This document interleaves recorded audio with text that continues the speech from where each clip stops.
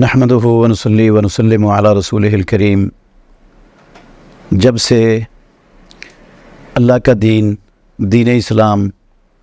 اللہ رب العالمین کی زمین پر پھیلا ہے، اس وقت سے یہودی، مجوسی، صلیبی اور شیطان کے ساری دنیا میں پیروکار وہ اسلام کو دنیا سے ختم کرنے کے درپے ہیں۔ دنیا میں ان یہود و نصارہ اور مجوسیوں کے ساتھ ساتھ ان کی روحانی اولاد جو اسلام کا لبادہ اوڑھ کر اسلام پر حملہ آور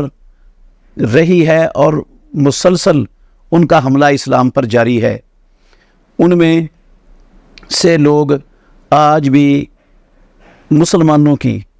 ان شخصیتوں، ان عظیم شخصیتوں، ان ہیروز جنہوں نے اللہ کی زمین پر اسلام کو پھیلانے میں سب سے بڑا کردار ادا کیا، اور جنہوں نے اپنی زندگیاں، اپنی اولادیں، اپنا گھر بار، اپنا مال، دنیا کی ہر شے اللہ کی دین کے غلبے کے لیے داؤ پہ لگا دی، قربان کر دیا، اور ہر آنے والی مصیبت اور دکھ کو برداشت کیا، ان کے خلاف زبان درازی کرنا یہ مجوسیوں، یہودیوں کی روحانی اولاد کا شیوہ ہے اور آج بھی چل رہا ہے۔ اس وقت جو حیدرآباد میں نہایت دلدوز واقعہ ہوا ہے، کچھ مجوسیوں اور یہودیوں کی روحانی اولاد کے لوگوں نے فاروق اعظم عمر ابن الخطاب رضی اللہ تعالیٰ عنہ کی توہین کی ہے، فاروق اعظم رضی اللہ تعالیٰ عنہ کو برا بلا کہا ہے، آپ کی شان میں نہایت نازیبا کلمات بکے ہیں۔ وہ عمر رضی اللہ تعالیٰ عنہ جن کی آمد سے اسلام دنیا میں مضبوط ہوا، جو محمد الرسول اللہ صلی اللہ علیہ وسلم کے اولاد آدم میں ابو بکر رضی اللہ عنہ کے بعد سب سے زیادہ محبوب تھے، جنہوں نے محمد الرسول اللہ صلی اللہ علیہ وسلم کی زبان سے جنت کی بشارت پائی دنیا کے اندر، وہ عمر رضی اللہ تعالیٰ عنہ جس راستے پر چلتے تھے شیطان وہ راستہ چھوڑ دیتا تھا، وہ عمر رضی اللہ تعالیٰ عنہ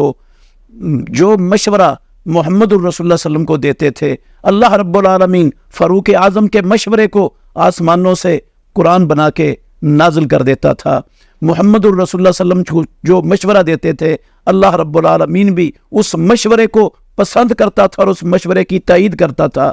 وہ عمر رضی اللہ عنہ جن کے بارے میں رسول مکرم صلی اللہ علیہ وسلم نے خواب دیکھا کہ عمر رضی اللہ عنہ اپنی قمیض گھسیٹ رہے ہیں، تو صحابہ نے پوچھا اللہ کے نبی آپ نے کیا تعریف اس کی تعبیر کی؟ تو آپ نے فرمایا الدین، عمر رضی اللہ عنہ کو اللہ رب العالمین نے دین عطا فرمایا۔ پھر آپ نے خواب میں دیکھا کہ مجھے دودھ کا پیالہ دیا گیا، میں نے بچا ہوا عمر کو دے دیا، تو رسول اللہ صلی اللہ علیہ وسلم سے اس کی تعبیر پوچھی گئی، آپ نے فرمایا علم، وہ عمر رضی اللہ عنہ جن کے بارے میں رسول مکرم صلی اللہ علیہ وسلم نے فرمایا اگر میرے بعد کوئی نبی ہونا ہوتا تو عمر نبی ہوتے، وہ عمر جس کو کہا محمد الرسول اللہ صلی اللہ علیہ وسلم نے اگر کوئی میری امت میں الہام یافتہ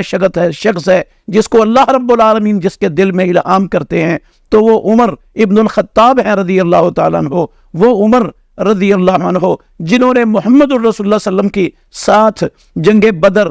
جنگ احد، جنگ بنو مستلق، جنگ خیبر، جنگ احزاب، فتح مکہ، جنگ حنین، تبوک، ساری جنگوں میں محمد الرسول اللہ صلی اللہ علیہ وسلم کے ساتھ شرکت کر کے یہودیوں، مجوسیوں کی جڑ کاٹی، دنیا سے ان کے باطل نظریات اور عقائد کا بیخ کری کر دی، اور انہیں جزیرہ عرب سے نکال کر اس گند سے جزیرہ عرب کو پاک کر دیا۔ وہ عمر رضی اللہ تعالی عنہ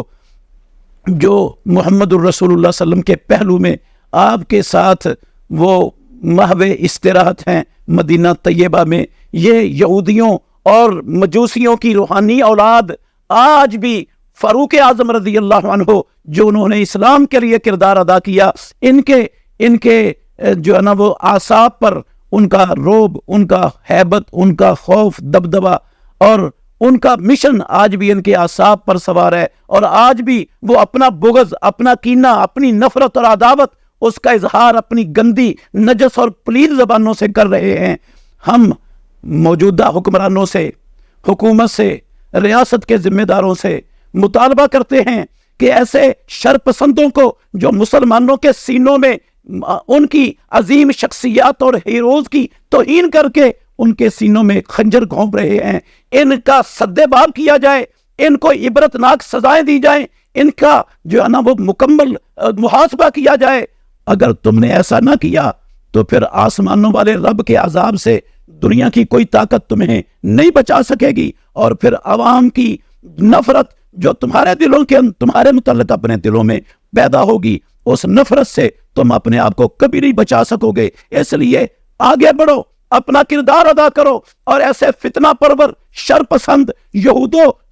اور مجوسیوں کی روحانی اولاد ان کا اس ملک سے صفایا کرنے کے لیے اپنا کردار ادا کرو۔ ہمارا یہ حکمرانوں سے، ریاست کے ذمہ داروں سے بھرپور مطالبہ ہے۔ اگر نہیں کرو گے، کل قیامت کے دن تمہارا گریبان ہوگا، اور انشاءاللہ الرحمن ہمارا ہاتھ ہوگا، اور پروردگار کی عدالت میں تمہیں اس کا جواب دینا پڑے گا۔ اس لیے مسلمانوں کو بھی اس پر غور کرنا چاہیے۔ جو مسلمان دنیا میں نام کے مسلمان ہیں، انہیں فاروق اعظم رضی اللہ عنہ کی سیرت کو پڑھ کر، ان کی سیرت کو اپنا کر، ان کے نقش قدم پر چل کر، ان کے مشن کو اپنا کر اللہ کے دین کے لیے اپنا کردار ادا کرنا چاہیے۔ اللہ ہمیں سمجھنے کی، عمل کرنے کی توفیق عطا فرمائے۔